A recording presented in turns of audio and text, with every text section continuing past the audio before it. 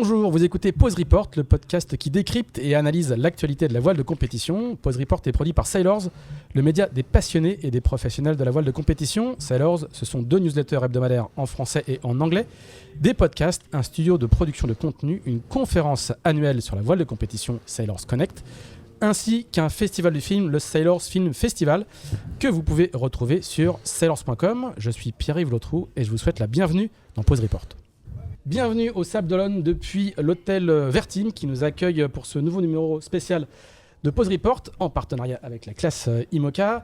Nous étions présents au départ de la Vendée Arctique avec Axel Capron et j'ai le plaisir de prendre le relais pour 2 épisodes à l'arrivée où nous allons pouvoir débriefer de la course avec les concurrents. Et pour cette première séquence, j'ai le plaisir et l'honneur d'accueillir les 2 premiers du classement général, Ambrogio Beccaria, le skipper d'Alagrande Mapei, vainqueur de l'épreuve dans une nuit suffocante. Il faisait très très doux, mais il faisait très très chaud sur l'eau, qui s'est terminé, suspense qui s'est terminé à 3h07 cette nuit. Salut Ambrogio. Salut, bonjour. Et puis Sam Goodchild, le skipper de Massif Santé Prévoyance, deuxième après avoir mené la plus grande partie de la course, faut-il le préciser, et qui lui a franchi la ligne à 4h22 après 2 longues heures dans la pédale. Salut Sam. Ouais, plus que de longues heures, mais oui. Plus que de longues heures. Salut, merci à tous les deux d'être présents. Un petit mot de préambule d'abord pour rappeler qu'on va parler d'une course qui s'est déroulée évidemment dans des conditions particulières avec la disparition pendant l'épreuve de Charlie Dalin, mais que nous avons choisi de parler d'abord et avant tout de sport dans cet épisode et que c'est sans doute la meilleure manière d'honorer sa mémoire. Ambrogio, Sam, merci de vous être rendu disponible aussi rapidement après l'arrivée de cette nuit. Ça a été quoi votre programme ? Vous êtes arrivé au ponton vers 7h30. Ça a été quoi votre programme en arrivant ? Un petit peu de médias, une sieste, manger ? Racontez-nous un peu les quelques heures qui précèdent l'enregistrement de cet épisode. Bah ouais, moi Approche-toi un peu du micro, je pense. Ah oui, désolé. Ouais, moi, mon programme, je fais un peu de médias et après j'ai surtout beaucoup dormi. Ouais. Je viens de me réveiller, j'espère que ça va pas trop se voir, mais... Non, t'as l'air frais comme un garlot. Sam ? Déjà, en passant la ligne à 4h du matin, je suis endormi directement dans ma banette en attendant le remonter le channel à 7h. Et puis petit-déj et puis redodo. Et puis là, on a mangé avec l'équipe à midi et cet après-midi, un peu de temps sur le bateau, transmettre un peu tout ce qui s'est passé dans la mer. Les premiers débriefs techniques tout de suite ? C'est mieux à chaud et puis demain, je rentre à la maison. Et demain, cette nuit, un peu de fiesta ou ce soir, un peu de fiesta ? Vous n'êtes pas concerné par le match de foot de l'équipe de France ? Du coup, il y a une fête. On veut savoir en fait. Il y a beaucoup de gens qui nous regardent. On a des spectateurs pour l'enregistrement de cet épisode. Est-ce qu'il y a une fête ce soir chez Alagrande Mapei ? Ouais, alors je suis pas tout au courant des horaires et tout, mais oui, sûrement. D'accord. Pour l'instant, l'équipe en plus, ils vont être intenables. Et toi ? Oui, moi j'aime bien et j'adore. Les arrivées, c'est de partager ça avec les autres, ça j'adore. Et puis c'est plus facile aussi quand on gagne, mais bon, en général, j'aime bien aussi les arrivées tout court, quoi. Mais oui, j'espère que ça va être un bon moment avec... nous, effectivement, on a demandé notre course, on va dire, c'était démarré en décembre, parce qu'on a fait un énorme chantier. Du coup, pour l'équipe, ça a été vraiment quelque chose de très important pour tout le monde, quoi. J'ai ressenti beaucoup de fierté par rapport à tout le monde. Du coup, je pense qu'ils auront envie de relâcher un peu. On va revenir évidemment sur les conditions de l'arrivée qui sont particulières. Sam, tu as un programme particulier ce soir ? Est-ce que Ambrogio t'a invité ? Non, je vais en profiter que c'est lui qui paye les coups au moins. Et voilà, on verra bien après. Alors du coup, cette course de l'extérieur, pour le coup, moi je l'ai vécu de l'extérieur, vous l'avez vécu de l'intérieur, vous allez nous raconter un petit peu. Moi je l'ai vécu comme une première séquence assez classique de course au large, un petit peu parcours de la solitaire du Figaro, quoi, jusqu'à l'ouest de l'Irlande. Après une bonne séquence IMOCA de bourrin au reaching où ça secoue, les vidéos étaient assez impressionnantes avec quelques petites aventures sous l'eau, on y reviendra aussi. Puis ensuite une séquence en approche du cercle polaire.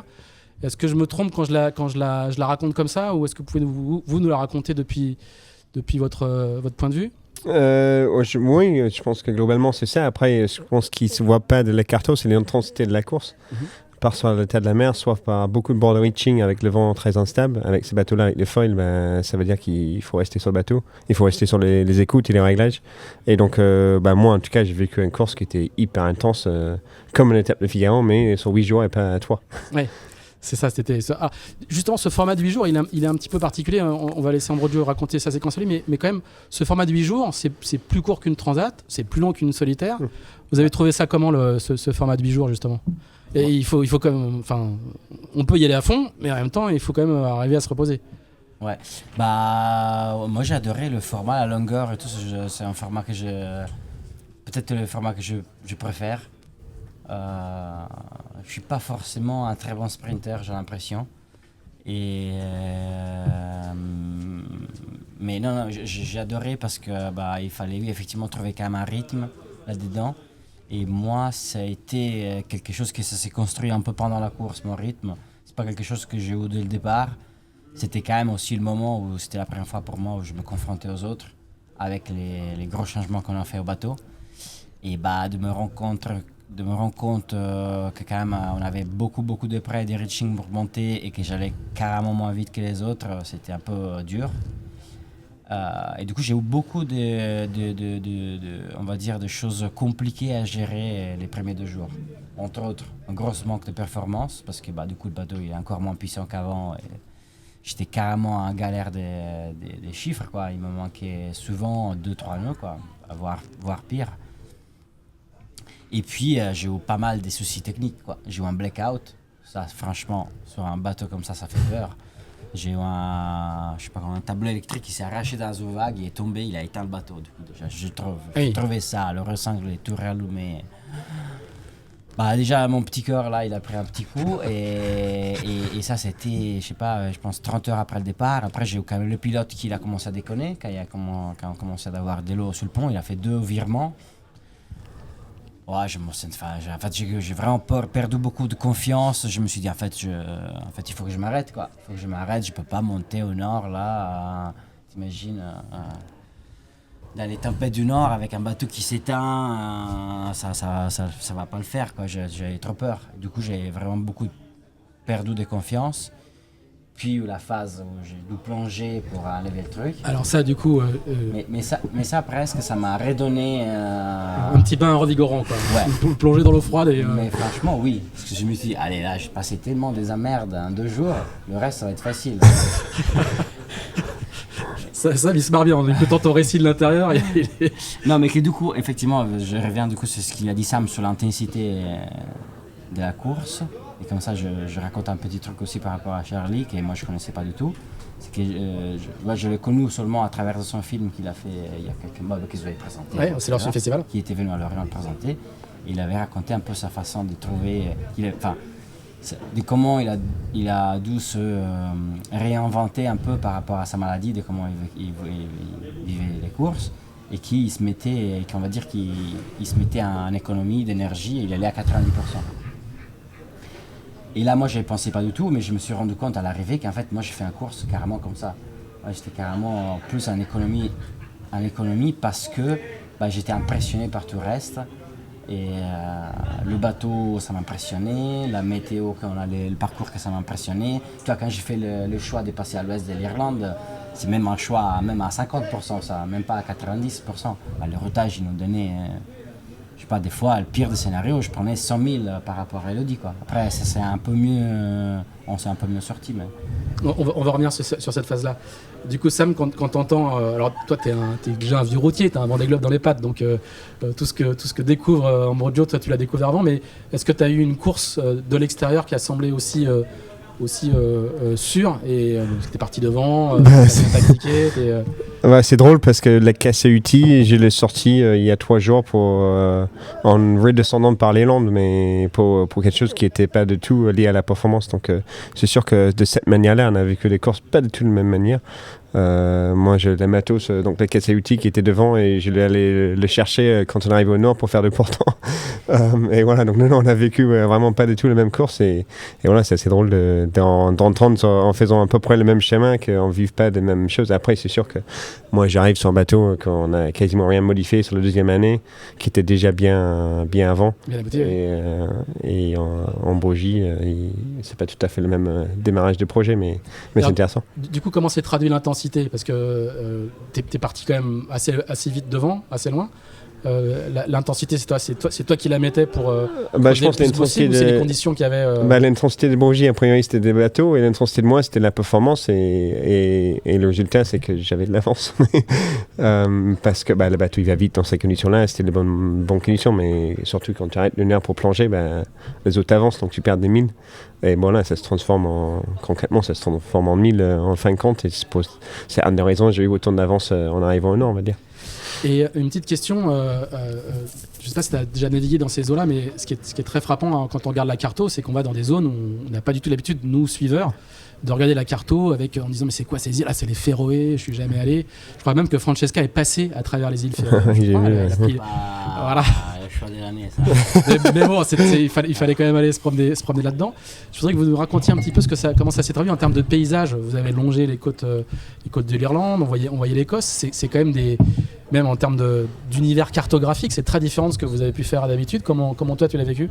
Moi, ce qui est bizarre, oui, mais il n'y a aucune île que j'ai vue que j'avais pas vue avant. Bizarrement. Mais là où ça m'a frappé le plus, c'était en redescendant. Je passe à côté de Saint-Kilda, qui est un petit rocher au large de l'Écosse. Et pour moi, Saint-Kilda, c'est très loin au nord. C'est très très loin au nord. On n'y va pas plus loin que Saint-Kilda, c'est déjà loin.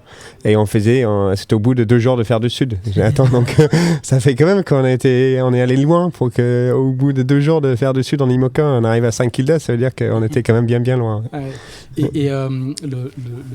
Parlez-nous un peu des paysages, de la lumière qui est quand même très spécifique.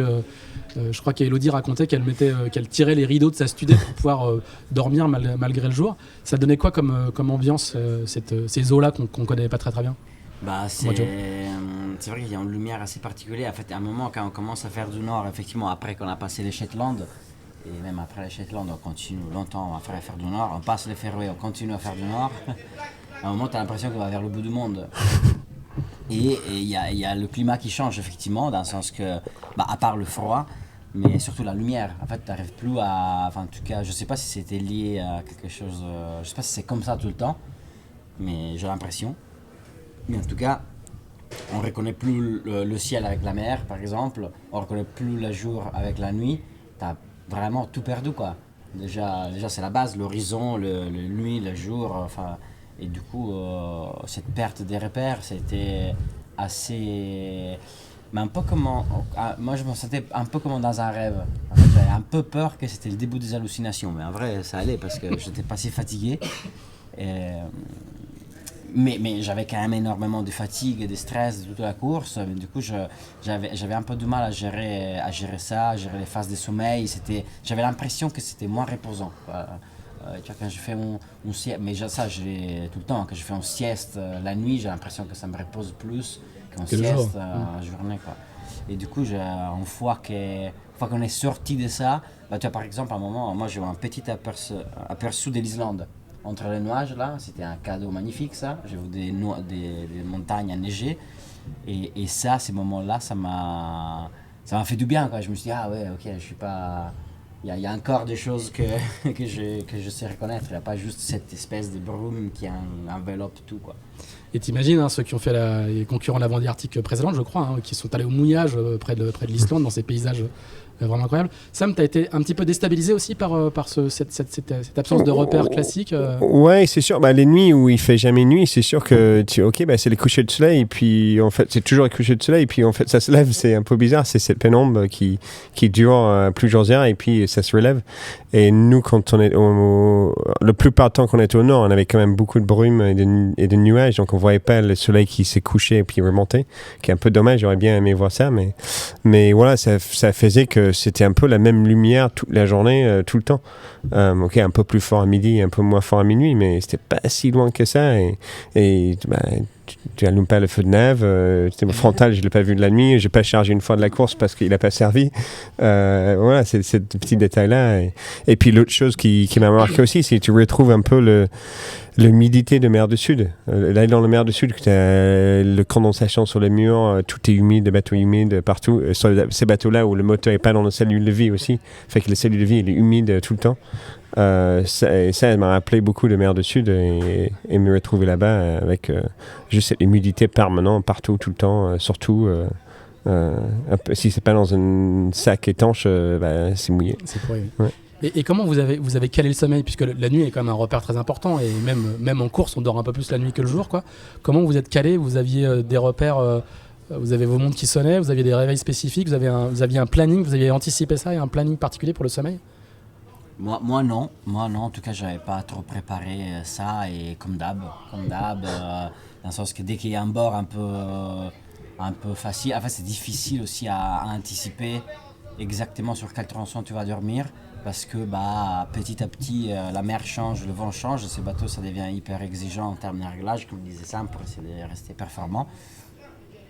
Et du coup, dès que le bateau il a l'air un peu bien, un peu stable et tu peux dormir, il faut profiter, quoi. Voilà. Moi je le prenais comme ça, dès que tu peux, dors. Ouais, c'est plutôt mode Figaro pour le coup là. Oui, carrément, c'est ce qu'il dit. Surtout cette course-là où il n'avait pas trop de temps pour dormir. Hein. C'était plutôt, il fallait trouver les créneaux. Donc dès que le bateau était un peu près stable, de manière ou d'une autre, il fallait dormir. Moi, j'ai juste pris les casse-yeux là pour bloquer le sommeil. Comme en business. Soleil. En business, voilà, exactement, c'est la même chose. Et bon, c'est pas la même chose de tout, hein, mais parce que entre le moment où allongé dans ta banette, tu touches au plafond parce que ça saute dans une vague ou un oisier te fait gîter et puis 5 minutes après, il n'y a plus de vent et tous les alarmes sonnent pour dire que tu vas pas assez vite. Trouver les créneaux pour dormir, normalement, t'es bien. Les alarmes pour que ça va pas trop vite. Eh oui. T'as pas ça, toi? Non. Ah oui, voilà. Tu te feras pas cet épisode pour rien. C'est pour se faire emmerder par les alarmes. Eh oui. Plus vite. Ça va passer vite. Ouais, après oui, ça marche pas. Mais... Tu les as coupés à la fin. C'est coupé à la fin. C'est le vent qui était coupé plutôt. C'est clair. Est-ce que ces conditions un peu particulières et ces jours sans fin là, ça parasite d'autres activités qu'il y a sur le bateau, c'est-à-dire vous avez quand même réussi à garder vos repères pour manger, vous avez gardé votre rythme. Ouais, je sais pas toi, mais moi, je sais pas, les flots météo 2 fois par jour, tout ça, vous avez réussi à garder un rythme normal malgré ce repère central qui disparaît? De toute façon, la météo, c'est fait par l'heure de sortie de grib. C'est pas qu'on choisit nous quand on... Enfin, après, non, il faut quand même du temps pour les analyser. Mais on essaie de les caler quand même au plus près possible de la sortie de grib. Et après, non, moi, j'ai vraiment pas des horaires, pas d'habitude. En fait, en vrai, quand je navigue sur des courses comme ça, par exemple, moi, j'ai pas de petit-déj. C'est un plat comme un autre. Je peux manger un chili con carne et voilà. Du coup, non, je n'ai pas, par exemple, des petits repères comme ça, qui en vrai, c'est la seule chose qui ressemble à peu près à un vie de terrain. Enfin, c'est que je mange plus ou moins 3 fois par jour. Mais c'est pas du tout un petit déj ou un déj ou un dîner, quoi. C'est autre chose. Mais... Ouais, je suis content d'entendre ça d'un Italien qui mange des chili con carne au petit-déj aussi, parce que moi, je fais pareil. Non, en anglais, c'est moins surprenant, je sais pas pourquoi. Voilà, c'est ça, oui. Et voilà, donc, un peu comme le sommeil, il faut essayer de manger quand on peut, et quand on peut pas s'ébrouler en se faisant à manger, c'est plutôt un bon moment. Ouais, donc c'est plutôt le format de la course qui a eu de l'impact là-dessus que l'absence de jour, l'absence de nuit. Ouais, chaque jour, il y a un sachet de bouffe, et l'objectif, c'est de manger autant que possible pour avoir l'énergie, et c'est pas aussi important que le sommeil, mais c'est pas très loin au niveau de l'énergie quand même, peut-être autant. Ouais. Donc en fait, ce format 8 jours, c'est une course de demi-fond, quoi, où il faut quand même avoir beaucoup de rythme. C'est 10 jours, hein, mais donc c'est pas si loin finalement. Ouais. Non, moi, je pense c'est quasiment la même. 2 jours de plus, donc ça fait quasiment 25% plus, quoi. Oui. Ça change pas de masse dans le sentiment, je pense. Ouais. C'est pas un Vendée Globe et c'est pas un Solitaire de Figaro. On va pas s'économiser plus que ça, je pense. La grande nouveauté de cette course, le truc très particulier, c'est qu'il n'y avait pas de waypoint à virer, il y avait une ligne à franchir qui est justement le cercle polaire. Alors t'as raconté déjà, j'ai lu que t'avais dit que t'es complètement perdu. Alors racontez-moi un petit peu comment vous avez géré, comment on fait, on met un waypoint, on fait comment vous avez géré ça? Il y a plein de solutions, mais à un moment il y a aussi en fait nous on est habitué quand même à travailler avec des logiciels. Le plus connu on connaît tous. Adrena, oui. Après, tu vois, il y a plein de sur les courses longues. Enfin, dès que le parcours ça dure plus qu'on va dire, je sais pas trop, mais autour de 3-4 jours, on fait beaucoup de routage d'ensemble, non? Ça veut dire on prend un fichier grib, il met un peu d'erreur dedans et ça sort 50 gribs, tu vois, de même. Et du coup, on fait des routages ensemble, un peu statistiques pour voir, qu'est-ce qu'on fait, quoi, parce que tu vois, un routage tout seul, ça veut rien dire en fait. T'ajoutes cette incertitude avec l'incertitude des points de passage, tout en sort plat. t'en sors pas. Et là, on avait même des applis qui faisaient des ensembles. Et il les faisait des ensembles. Mais j'ai pas compris qu'est-ce qu'il faisait. Du coup, il y avait des routes de partout. Et en fait, à un moment, quand je demande ça à cette appli, il me fait un point de passage méga loin à l'est. Je comprends pas. Mais beaucoup, un faisceau de routes très serré. Hein. Souvent, quand les ensembles font ça, il faut faire ça. Il faut faire ça, ouais. Là, je me dis, waouh. En plus, moi, j'avais choisi de passer à l'intérieur au fairway parce que je me suis dit, la DEP, il se déplace un peu plus. C'est la seule façon que j'ai pour rattraper un peu. Bah, je fais un peu, je coupe, quoi. Et du coup, j'étais perdu, quoi. Je comprenais pas mes outils. En plus, c'était la première fois que je l'utilisais parce que j'ai jamais routé en faisant un point libre. Du coup, voilà, au final, je me retrouvais, je faisais 3 waypoints, je faisais des allers-retours avec ces 3 waypoints, j'essayais de... Mais oui, j'ai eu du mal à... J'ai passé énormément de temps à la table à cartes à essayer de résoudre ce problème et je sortais jamais une analyse qui me parlait à la fin, quoi. Je savais pas de quoi je parlais, en fait. On a néanmoins fini tous au même endroit. Hein. Est-ce que c'est parce qu'on est des moutons ou parce qu'on a tous tiré la même conclusion, on ne sait pas. Mais non, c'est sûr que c'est un sujet intéressant. Mais... Et toi, tu faisais comment du coup ? Il y a ces deux logiciels qui sont trouvés des solutions de calcul qui sont très différents mais très intéressants. Il y a Adrena qu'on connaît tous qui coupe le tronçon qu'on a mis en porte en 10 fois. Il fait déroutage, il prend le 2 le plus rapide, il recoupe en 10 fois et il te trouve le plus rapide comme ça. Au moins tu comprends ce qui se passe. Quand tu dis ça comme ça, c'est simple. Ça prend 45 minutes. En partant d'ici, ça prend 45 minutes. Quand on arrive là-haut, ça peut aller un peu plus vite. Mais donc ça, c'est une logique. C'est un peu ce qu'il dit Brogy. C'est juste que quand il fait 3 waypoints, ça lui prend 5-10 minutes plutôt que 45. Et c'est lui qui gère ce qu'il fait. Il regarde ce qui se passe. Et tu finis pas très loin de la même chose, à mon avis. Et puis l'autre chose, c'est Dorado. C'est un gars qui a développé un outil qui était très très malin. Et c'était un peu tardif à prendre le départ, mais il a eu une logique qui était, je sais pas si je vais réussir à l'expliquer en podcast, mais en gros, il a inversé le parcours pour que lui, il faisait juste un waypoint de A à B avec le deuxième partie du parcours, c'est le début du parcours inversé, avec le vent inversé, qui fait que tu fais juste une routage de A à B. D'accord. Qui est dans sa logique très logique, et quand tu fais des routages c'était beaucoup plus rapide, ça prend 1 minute plutôt que 30 secondes, et que tu peux faire ces histoires des ensembles aussi, donc ça c'était hyper intéressant. C'est Dorado, hein. C'est Dorado, comme Eldorado, mais c'est juste Dorado. Je crois que c'est les Slovènes, c'est ça, non ? Exactement, oui. Donc voilà, c'était deux. Après, le problème, Dorado, on le connaît beaucoup moins bien. C'est dur de faire confiance quand tu as beaucoup moins la main dessus. Après, c'était une manière de dire, ok, lui, il vise là. Je vais aller étudier autour de ce point-là, plus précisément dans Adrena. Et voilà, c'est un peu comme ça qu'on a travaillé le truc. Mais comme on a dit, on a tous fini au même endroit. Donc, c'est beaucoup pris la tête pour aller au même endroit. Dans ces zones-là, est-ce que la météo est aussi fiable que dans nos zones atlantiques ? Parce qu'on est quand même mieux qu'ici, après. Oui. Mieux qu'ici. Dans la pétole, oui. Bah oui. Là, moi, j'étais étonné tout le long de la course de la précision des modèles météo. J'étais impressionné. Je me suis dit, mais t'imagines quel travail des chercheurs scientifiques, c'est un truc de fou. On arrive à résoudre l'atmosphère de cette façon, mais tellement précise qu'on a des bascules des 10 degrés. Enfin, j'étais impressionné. Et ça a été ça pour 7 jours. L'instabilité, ça a commencé un peu quand on a passé le front un peu chelou là, avant les zones de protection des baleines. Là, c'est au nord de l'Écosse, hein, c'est ça ? Non, au nord de l'Irlande. Au retour. Pardon. Au retour. Quand moi, je suis passé à l'ouest, je suis seul à passer à l'ouest des zones de protection de baleines. Il y a Violette et Francesca qui passent au milieu, Elodie qui va à l'intérieur. Sam, il était déjà devant. Là, ça commençait un peu à être pas... Il y avait des gros écarts, des bascules. Et puis, non, l'arrivée. L'arrivée, c'était vraiment complètement raté pour 24 heures. Qui montrait qu'il n'y avait pas du tout de vent, et ben c'est là que du coup Sam est obligé de faire un grand détour, et à la fin, même quand on était ici, on prenait des fichiers météo, il devait avoir 15 nœuds de nord-ouest, on avait 8 nœuds de sud-ouest. Bon, on va venir à l'arrivée, on va traiter ça un petit peu spécifiquement. Je voudrais juste rester sur ces zones un peu exotiques, quoi, cette zone exotique qui est le cercle polaire. Vous avez eu froid ? Moi, j'ai eu un tout petit peu froid à la fin, juste à 100 000 de cercle polaire. On a eu une vent de nord, et c'est là où ça commençait à piquer un peu, mais c'était pas très long, et c'est pas si froid que ça. On a eu pire sur le Vendée Globe, donc non, c'est resté gérable.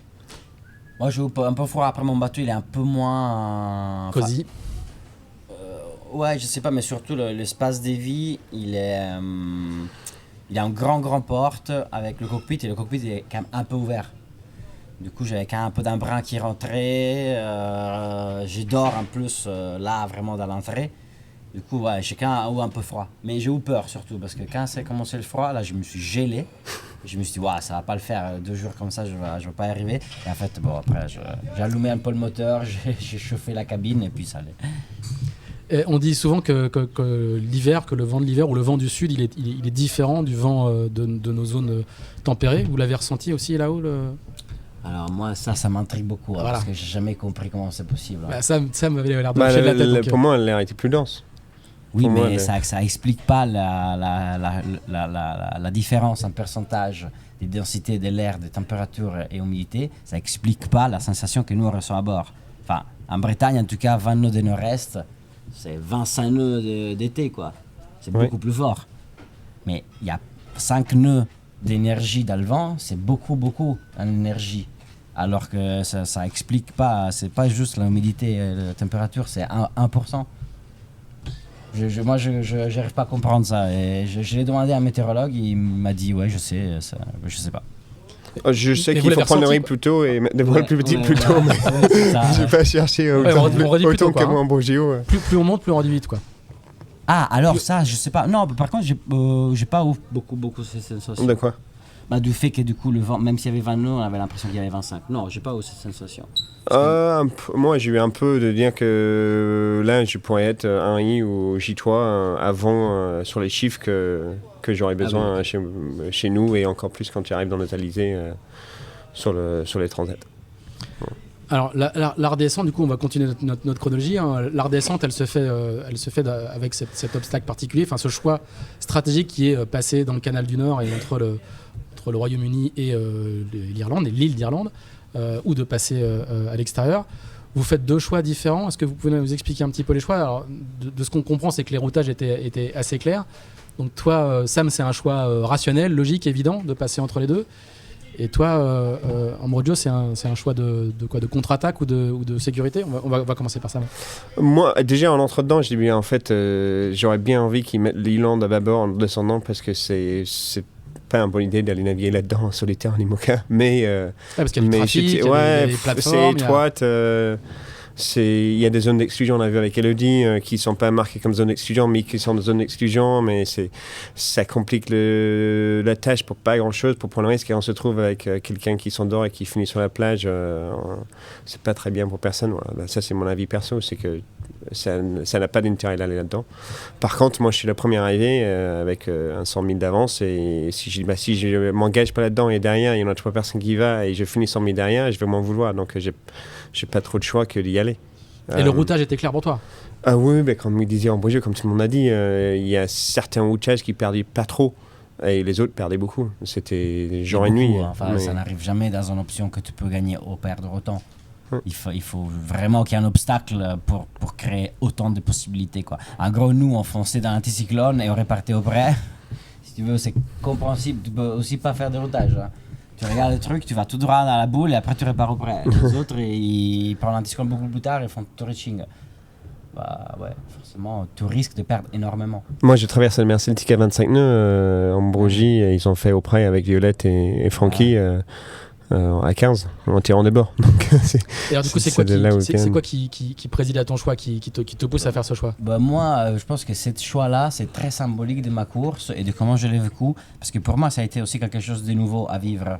C'est marrant parce que tout à l'heure, j'ai croisé Amélie, c'est une très bonne copine. Elle m'a dit, ah, par contre, j'ai compris quand t'as menti. Hein. Bah, attends, qu'est-ce que j'ai dit? Bah non, mais quand t'as dit que tu passais à l'ouest de l'Irlande et t'as dit que bon, c'était pas grave si tu prenais 100 000 et tout. Et en fait, je comprends ce qu'elle veut dire parce que ça me ressemble vraiment pas du tout, quoi. Je me suis pas trop. En tout cas, ça m'a surpris moi-même d'être convaincu de mon choix et d'être à l'aise avec ça, quoi. Mais j'ai été assez fier finalement parce que. Moi, je suis pas dans dans le timing de mon projet, je suis pas au moment de Sam. Tu vois, je suis pas skipper d'une équipe qui est là depuis 25 ans, qui ont tout gagné, tout ça, et ils ont approuvé chaque course qui était le meilleur, quoi. Et moi, je l'avais dit au départ, déjà ça m'avait étonné de moi, de dire que c'était pas l'objectif gagné. Parce que je trouve qu'au final, si on part en compétition, tu as toujours envie d'essayer de faire le mieux possible. Mais je l'ai fait quand même avec une certaine légèreté que j'avais jamais eu, quoi. C'est assez sympa de les vivre comme ça, mais que du coup, moi je le dis, je m'en sentais un peu, en fait j'étais curieux de savoir qu'est-ce qu'il allait dire ça, mais je me sentais un peu, j'avais peur de m'être fait tout peur, tout seul dans la tête, tu vois, d'avoir imaginé un scénario apocalyptique, alors que peut-être le passage entre les îles ça allait être très facile. Et moi je me suis vu, t'imagines si dans le passage là, moi je vais arriver, il y avait 30 minutes de vent, dans les fichiers, il y a quand même un chenal, souvent ça c'est plus fort que les trucs. T'arrives, il y a du courant, il y a un DST minuscule, je vais faire des jibes là-dedans, t'imagines mon pilote lâche là, mais en fait ça devient un drama pour une course où je vais me battre pour faire deuxième. C'était ça mon truc, c'est vrai.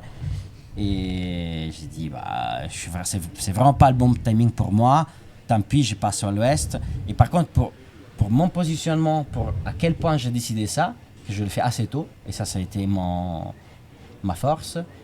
Par contre, je me sentais un peu tout seul, quoi. Et là, je me suis dit, si je suis le seul à me dire ça, peut-être je suis pas prêt, quoi. Je suis pas assez engagé. Les autres, je sais pas, qu'est-ce qu'ils ont fait, ils sont trop préparés et tout. J'étais plus impressionné par les autres que par moi. Mais bon, moi, j'étais très content de vivre ça. Du coup, Amélie, il avait un peu raison, mais au final, moi, j'ai découvert cette façon de faire des fois, de faire des choix, oui, un peu plus conservateur, quoi. Où tu t'imposes des choses qui, malgré tout, elles peuvent coûter très cher, mais si je le sentais pas, je vais pas le faire, quoi. Sam, qu'est-ce que tu penses de la manière dont il raconte ça ? Non, mais c'est intéressant. En fait, ce que j'entends, c'est aussi les sentiments que j'avais quand j'étais sur For the Planet, Vulnérable, ce bateau-là, il y a 2-3 ans avant le Vendée Globe, sans ambition, sans stress, sans pression. Parce que soit je faisais une belle perf, soit c'était pas très grave parce que j'avais mon excuse, parce que je viens d'arriver dans la classe, c'était un vieux bateau, etc. Et c'est assez sympa de prendre départ en disant on verra, si je gagne pas, c'est pas très grave. Et quand on arrive chez la Massif, c'est pas qu'il y a une pression qui vient de l'extérieur, mais il y a clairement une attente. C'était François Garbin, puis Charlie Dalin, et puis Sam, voilà, qu'est-ce que tu vas faire? Voilà, ça met la pression, et forcément quand tu arrives ici, l'objectif, on n'a pas besoin de parler, c'est quoi nos objectifs? C'est très clair pour tout le monde. On les verbalise même pas. Ouais. Donc voilà, ça change un peu ça. Et puis, oui, c'est le choix d'aller dans la mer du Nord. Moi, j'ai accepté d'aller en disant, c'est largement gagnant, mais je vais aller en sécurité. Donc l'endroit où Bourgie parle de faire des jives dans un channel de toit, j'ai passé de J-toit à 50% de polaire de bateau en disant je vais faire 10 000 sans rien casser. On accepte de perdre 50% là pendant 3 heures, et puis on ira vite après, et on va largement gagnant sans la faire qui gagne 100 000 que sur le 20 000 qu'on a perdu sur cette passage étroite là. C'est donc comme ça que j'ai abordé en disant je vais aller en faisant sécurité, mais je sais que derrière, c'est tout le mer de Celtic où on va rattraper ce qu'on a perdu. Donc, je ne suis pas accepté de prendre moins de risques à ce moment-là. Ouais, c'est marrant de voir deux rationalités qui amènent à des choix très différents, mais qui sont très, très charpentés en termes de raisonnement, quoi. Ça vient pas c'est pas des décisions sur un coup de tête, quoi. C'est vraiment intéressant d'avoir le débrief pour ça.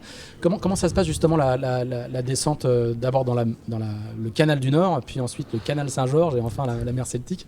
Ça, c'est des noms différents, mais c'est le même bras de mer au final. Il y a beaucoup de trafic, il y a beaucoup de pêcheurs, il y a tous les ferries qui traversent. Honnêtement, il n'y a pas grand monde. Moi, je suis déjà allé là, j'ai fait naviguer en Figaro là-bas, on a fait le record des Landes là-bas en mode 70. Et c'est ça qui m'a assuré, à part cette partie étroite où il y a 2000 entre... je ne sais pas comment ça s'appelle l'île au large le plus proche de l'Écosse, sur l'île du Nord. Et le DST où il y a 2000 qu'il fallait passer dans l'axe du vent, qui était un peu compliqué. Plus simple si tu passes dans le DST. Pardon. Ça peut coûter cher. Ça coûte cher. Et Et par cette partie-là, après, en fait, il y a de bons sables sur la côte est de l'Irlande. Il y a quelques ferries qui passent, mais honnêtement, il y a plus de monde ici en Bretagne, en trafic, en pêcheur, que là-bas. Honnêtement, c'était pas très compliqué. Là où j'avais peur, c'est que ce que je me suis dit, c'est que je vais engager là-dedans, je vais pas beaucoup dormir. Je vais dormir la nuit avant. Et la nuit avant, il avait 4 mètres de mer et voilà, j'ai touché le plafond, j'ai pas beaucoup fermé les yeux. Et j'arrive là-dedans en pensant à notre ami Tom Dolan il y a 2 semaines en disant j'ai pas possible que j'ai passé ce coup de fil-là. Et donc, je dormais que quand j'ai visé la mer et pas quand j'ai visé la terre. Et j'ai dormi avec 4 réveils, avec les réveils de l'ordinateur, de bateau, ma montre, mon téléphone à côté de ma tête en disant j'ai vraiment pas envie de m'endormir. Et j'ai fini par faire que de sieste de 10 minutes en rêvant, en sautant, en disant est-ce que ça fait 2 heures ou non, c'est bon. Parce que c'est ça qui m'a stressé le plus, c'était la gestion de moi et le sommeil, parce qu'avant, j'ai pas pu dormir autant que j'ai voulu. Que le reste, en fait, honnêtement, il y a pas grand monde là-bas et c'est assez calme. Et en plus, c'était mer plate, c'était génial d'arriver là-dedans et dire c'était lisse comme un lac. Ouais, comme quoi, il y a les 2 verdiers qui sont passés à l'intérieur, quoi. oui, voilà. On y va. On y va, oui. Dès qu'il y a la mer plate, on est content. Ouais. Bon, vous êtes content tout le temps, mais... Vous avez discuté un peu entre vous on sait souvent qu'il y a, sur le Vendée Globe, il y a un fameux groupe WhatsApp des coureurs. Là, pas du tout. Vous avez pas le juste temps. avec Francesca, pas mal. Ah oui. Les Italiens. Il y a un club Oui, italien. un club italien, ouais. Très bien. Moi, je voudrais juste qu'on revienne, parce qu'on l'a pas abordé, à la montée, ta petite plongée sous-marine. Oui. Il y a des gens de la production TV de la course qui m'ont dit de te remercier d'avoir aussi bien filmé ta plongée. Parce que c'était un moment... C'est vrai qu'on a rarement vu ça. Ouais. Est-ce que tu peux nous raconter un peu cette séquence complètement incroyable, et puis le fait que tu aies pensé à filmer, envoyer les images, c'est un sacré truc. En fait, ça m'était déjà arrivé et à la Jacques Vabre que j'ai gagné. Du coup, déjà, ça me porte chance. Du coup, je dis yes. Sur chaque course, une petite plongée, quoi. Non, j'avais fait, mais c'était une petite file de pêche et j'avais plongé. On était un double, dans l'eau chaude, tout ça, avec Nico André, du coup, en 2023.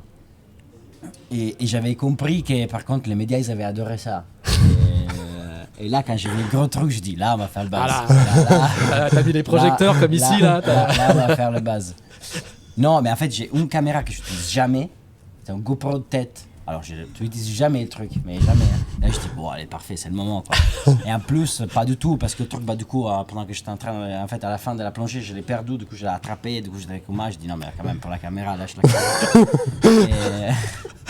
Et non mais c'était incroyable. Après j'ai quand même versé pas mal de larmes avant d'y aller quand même. J'étais vraiment stressé, enfin j'avais vraiment peur. Il y avait quand même beaucoup de vagues. On voit quand tu filmes, quand la caméra du cockpit filme ta remontée, oui. on voit la mer derrière et on se demande comment tu as fait pour te mettre... Le plus difficile c'était de réussir à... Alors j'ai un Sperrer.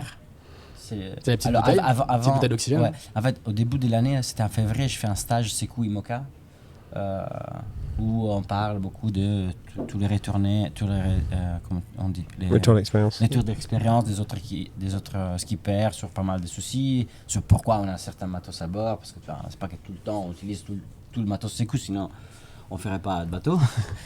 et du coup, j'avais vu que les autres, ils avaient plein de trucs pour plonger. Des bouteilles, des vraies bouteilles, légers et tout ça, mais des vraies bouteilles, des ventouses pour se tenir à la coque, plein de trucs quoi. Et moi j'ai fait pas mal de plongées, des pêches sous-marines, et dès que j'ai des choses en plus, ça me gêne quoi. Je veux vraiment être libre parce que dès que t'as un truc quand même, t'es plus trop agile quoi. Et t'as toujours peur de te prendre quelque chose et tout. Du coup j'avais fait le choix, moi si je dois, je vois pas l'idée d'amener une bouteille. Je veux dire, la bouteille, je l'amène pour rester un quart d'heure sous l'eau. Si je dois rester un quart d'heure sous l'eau, j'appelle l'hélicoptère. Du coup, par contre, le Sperrer, je l'avais jamais utilisé. Et le mec qui nous parlait disait, par contre, le Sperrer, c'est vraiment pas bien. En fait, c'est la sensation que quand tu aspires, tu dois tirer, quoi. Et du coup, je l'essaye hors de l'eau. Je l'avais déjà essayé, mais je sais pas, au ponton, c'était moins déstabilisant que ça. Et en fait, j'ai fait 4 coups et j'ai fini la bouteille. Et parce que le truc il est tellement dur en plus quand tu dois tirer que du coup tu brûles plus d'oxygène de ce que tu prends. Du coup ça je l'amène au cas où je reste, je sais pas pourquoi mais je l'ai pas utilisé quoi. Et du coup, ouais, j'ai eu quand même bien peur. J'ai mis un peu des boots, je me suis un peu préparé, mais voilà. Et après, c'est le fait que oui, j'ai cette chance d'être très à l'aise sous l'eau. Quoi. Ouais. Et on laisse un petit peu d'énergie dans une opération comme celle-là, non? ouais, surtout c'est après quoi. Bah, en vrai, ça te donne un boost gigantesque. Parce que du coup, quand même, je descends. Déjà, j'avais peur de ce que j'allais voir. Parce qu'avec la caméra de je voyais qu'il y a un ballon, je sais pas pourquoi, j'étais arrêté quoi. J'étais arrêté. Du coup, il y avait un boot gros comme ça. Je sais pas comment il a fait à me tenir quand même, parce que moi, je suis arrivé avant salon et je suis resté là-dedans. Avec un ballon, et j'avais fait défoncer un peu le voile de quille en faisant une marche arrière. Parce que j'avais essayé, j'ai fait 4 marches arrière et ça partait pas. Donc, j'ai enfoncé dans le voile de quille.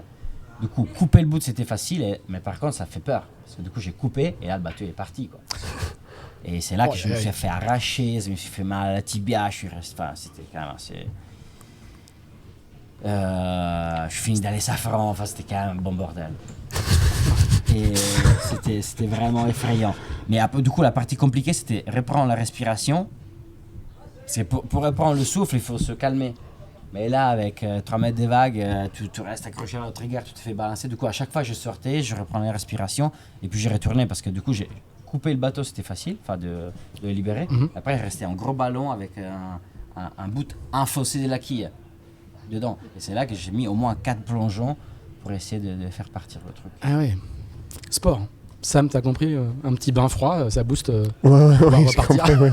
Ouais, je m'allais très bien sans nager. Hein. Ouais, pas alors venons-en à ce finish d'anthologie, pour le meilleur et pour le pire.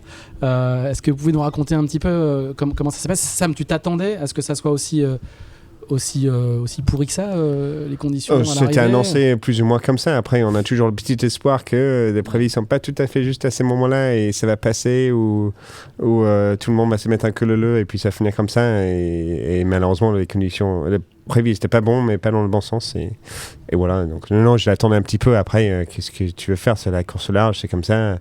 Moi, j'ai mis 100 000 au gars après l'Islande parce que je suis allé tout droit et eux, ils étaient obligés de faire des empanages. Ça part, ça revient, ça fait partie du jeu. Après, parfois, ça fait plus mal que d'autres, mais il faut faire avec. Mais t'étais aussi fataliste que ça sur l'eau? Parce que là, maintenant, avec un petit peu de recul, tu peux l'être. Mais honnêtement, oui, ça m'a fait mal quand Brogy m'a doublé. Ça m'a fait mal quand j'ai essayé de rattraper et j'y arrivais pas. Mais qu'est-ce que tu veux faire? Taper dans la baume, ça va pas t'aider à avancer.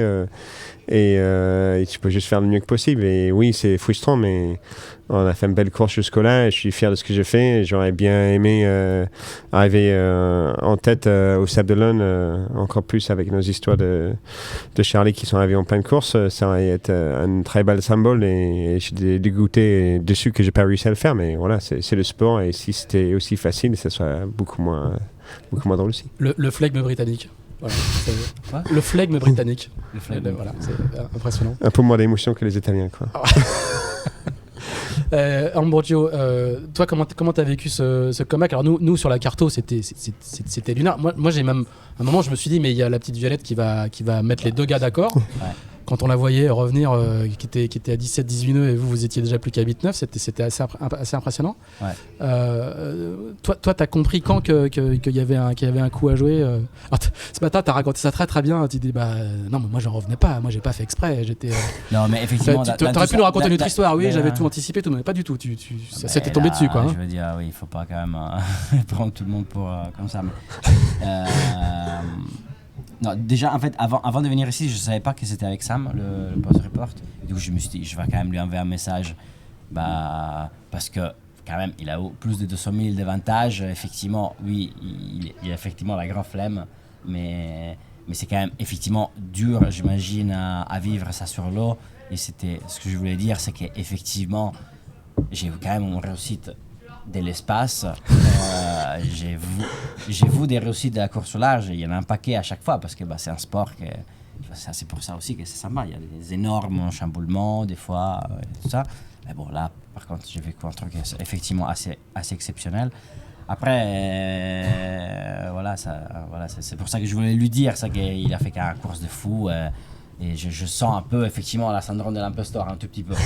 Mais d'arriver et que c'est moi que tout le monde félicite, je trouvais ça un peu lunaire, quoi, presque, tu vois. Mais bon, après, effectivement, ce sport, il est dur, des fois. Hein. Et moi, j'avais rien d'autre chose à faire. En fait, il y a Perrine de la course, de la com de la course, qui a 24 heures avant le départ, avant l'arrivée. Il m'a dit, ah, mais du coup, évidemment, il a fait des routages, je sais pas trop. Moi, je ne routais pas Sam. Hein. Non, il y avait 150 000 d'avantage. J'espère pour lui que ça va bien se terminer, et puis c'est bon, quoi. Moi, j'ai regardé surtout la Violette, parce qu'Elodie, il avait sa histoire de péno. Pour moi, c'était Violette. En fait, du coup, j'ai regardé la météo, je dis, ah, putain, on va arriver ensemble, Violette. En plus, moi, dans la je suis pas bien, là, avec le 2 foil dans l'eau, là, je suis vraiment pas bien. Et du coup, j'ai regardé Violette. Et puis, à un moment, je commence à regarder... je vois que Sam, du coup, il fait une énorme détour, effectivement, pour essayer de pas tomber dans la molle.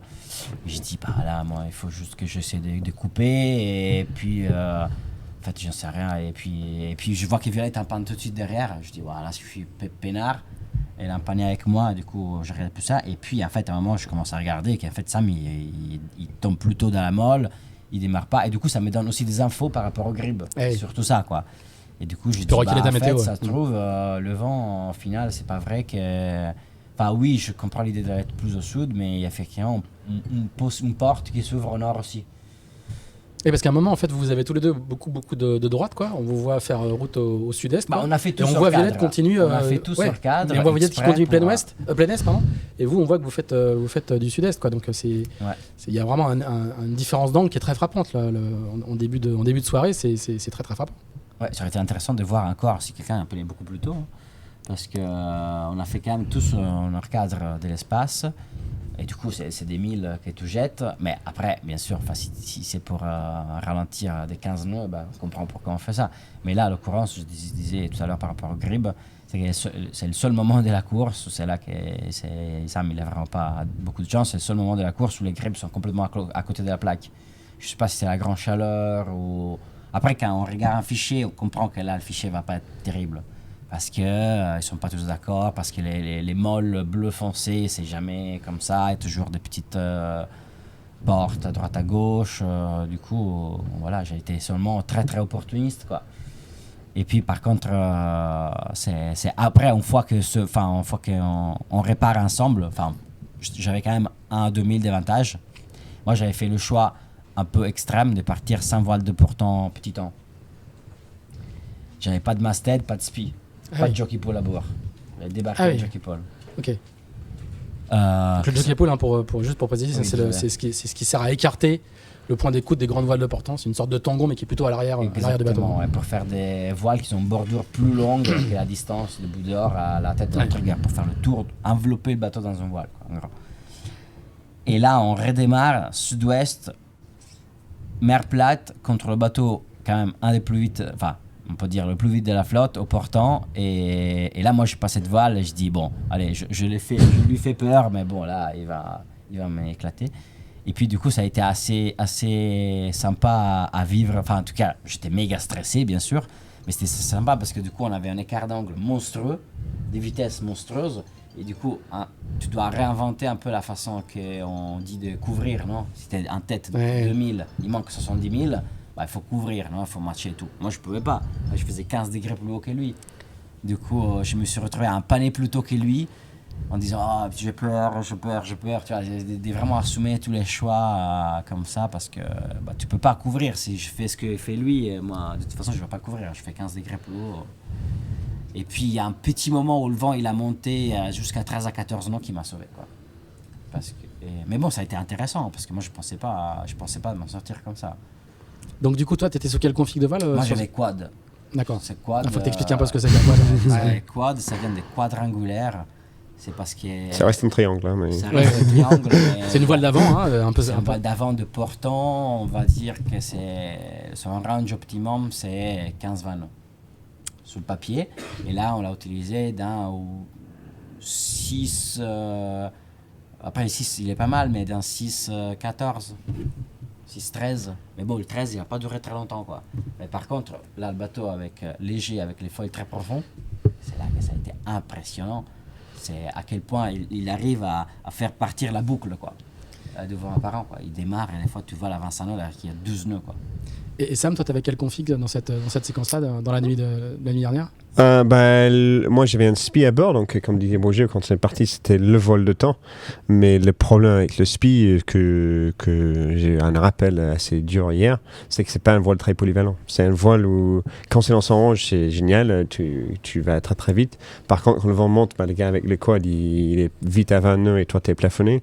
Et quand tu tombes dans la molle, le SPI, comme sur n'importe quel bateau, son J4 à la maison, il marche plus non plus. Donc, tu te trouves avec un voile qui, dans son range, est très très efficace et hors de son range et pas très efficace, et sur un bateau qui fait 60 pieds et en solitaire, tu vas pas juste vite fait mettre l'autre en attendant, quoi.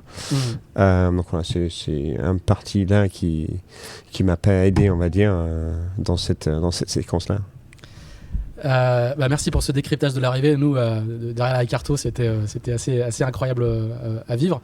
Une dernière question, ou nous deux dernières questions quand même pour conclure. Vous avez tous les deux des expériences très très différentes en matière d'IMOCA. Je voudrais savoir ce que vous avez le plus appris ou ce que vous avez encore découvert. Alors en Bordeaux, on a compris que tu avais découvert beaucoup de choses, mais tu vas nous préciser. Et Sam, toi, qu'est-ce que tu as encore découvert sur une course comme celle-là que t'avais pas appris et que tu savais pas au départ? Moi, ce qui m'a marqué le plus, en tout cas, c'est l'intensité de cette course-là. On a l'habitude d'avoir des moments intenses, mais c'est pareil. Il y a un départ d'un transat, un Outram ou un Jack Vabb où tu en as 2-3 jours un peu durs, et puis il y a un moment de transition et tu as le temps de te reposer, tu te rattrapes de 2 jours un peu durs. Et là, j'ai l'impression que le moment de se rattraper des derniers coups durs, j'étais très court ou pas du tout. Entre un changement de système météo, un changement de voile, la mer forte où il faut aller vite, les reaching, etc. Ou aller dans le canal du Nord où il fallait pas finir sur un caillou ou sur la plage. Voilà, pour moi, ces moments étaient assez peu sur cette course-là. Pas de répit, quoi. Ouais. En Mojo, toi, la liste est longue de tout ce que tu as appris. Oui, non, je vais faire quoi? Parce que j'ai compris que je parle beaucoup. Non, pas du tout. On arrive à la fin, juste. Ils m'ont dit ça tout à l'heure, effectivement, j'ai remarqué. Ouais, mais attends, mais c'est parfait. C'est un peu le principe d'un podcast, non? Oui, exactement. Merci Sam, merci de le rappeler. En plus, on a passé 8 jours en solo. Non, mais on est là pour t'écouter.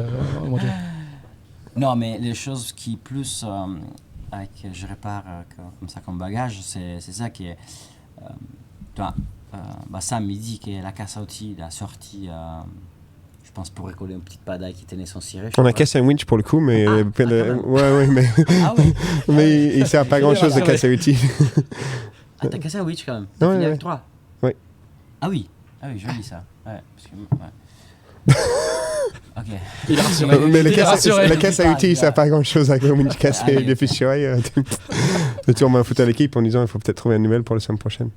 Ouais. Non, mais qui du coup, en fait, un course au large, surtout en solitaire, en double, tu vois, c'est plus facile. Tu as quelqu'un à qui tu peux débriefer vite, quoi, et décharger les mauvaises émotions. Mais dès que tu as un moment des bricolages, ça peut être vite très frustrant, quoi. Tu vois, tu prends un casier, tu prends le bateau qui s'éteint, le bateau qui vire tout seul avec son pilote là. Ce moment-là, ils sont très frustrants. Mais il faut, en vrai, ils peuvent être, en tout cas pour moi dans cette course, ils ont été une ressource, quoi. C'était une ressource parce que je me suis dit, voilà, je suis réussi à passer tout ça. J'ai eu plein de confiance en moi, que j'ai plein d'énergie. Le cercle polaire, ça va être facile, quoi, à ce moment-là.